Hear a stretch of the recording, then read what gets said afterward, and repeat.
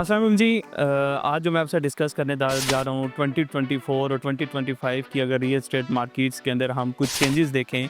तो उनके हवाले से कि क्या 2025 में मार्केट पॉजिटिव में जा रही है या 2024 की तरह फिर से चीज़ें नेगेटिव में ही रहनी है। तो अक्सर इस चीज़ पे डिस्कशन हुई है कि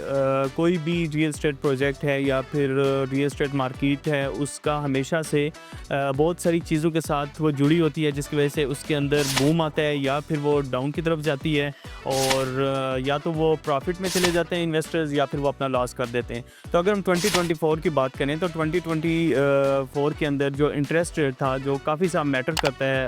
आपकी किसी भी चीज़ की सेल परचेज़ में, ख़ास करके रियल एस्टेट इंडस्ट्री के अंदर। तो रियल एस्टेट इंडस्ट्री के अंदर अगर हम 2024 में बात करें तो 24% तक इंटरेस्ट रेट पहुंच चुका था और उस चीज़ को गवर्नमेंट की तरफ से जो ज़बरदस्त इनिशिएटिव लिए गए उसको डिक्रीज़ करते करते उसको 12% तक लेके आए। फिर अगर हम बात करें इंटरेस्ट रेट की तो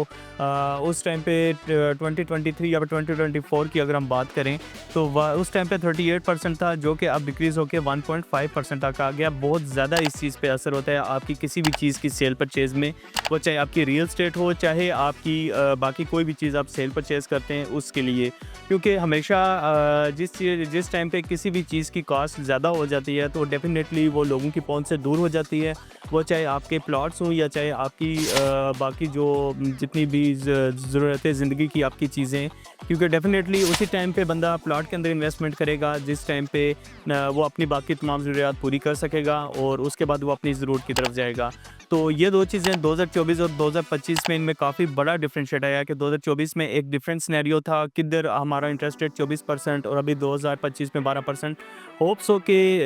इस बजट के बाद हम प्रिडिक्शन ही कर सकते हैं कि जितनी भी ये चीज़ें हैं ये और डिक्रीज़ करनी है। हमारा इंटरेस्ट रेट शायद अगर वो हमारा सिंगल डिजिट में आ जाता है तो 2022 की तरह या फिर 2021 की तरह इसकी जो मार्केट है वो फिर से एक दफ़ा बूम करनी है। फिर रिसेंटली मैंने एक वीडियो बनाई थी एफईडी पे जो आपका फेडरल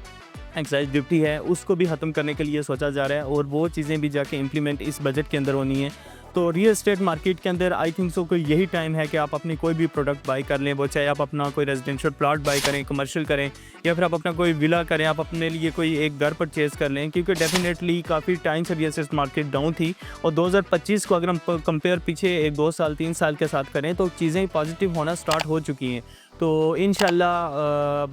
आने वाले टाइम में या जून बजट के बाद बहुत सारी चीज़ें और भी बेहतर हो जाएंगी। किसी भी चीज़ में इन्वेस्टमेंट के लिए, किसी भी हाउसिंग सोसाइटी में इन्वेस्टमेंट के लिए, वो चाहे आपका डीएचए हो, चाहे आपका बैरिया हो या फिर चाहे आपका कैपिटल स्मार्ट सिटी हो, लाहौर स्मार्ट सिटी हो, इसके अलावा और भी अच्छे प्रोजेक्ट्स ऑथेंटिक जिनकी एनओसीज अप्रूव प्रोजेक्ट हैं, जिनकी सिर्फ फाइल्स तक चीज़ें महदूद नहीं हैं बल्कि वो ऑन ग्राउंड प्लाट्स हैं, वो चाहे आपके रेजिडेंशियल हैं, कमर्शियल विलाज हैं, उन चीज़ों में इन्वेस्टमेंट के लिए हमारे दिए गए नंबर पर कॉन्टैक्ट करें। हमारा यूट्यूब चैनल सब्सक्राइब करना ना भूलें, हमारी वेबसाइट विजिट करें www.rbsland.com। Thank you.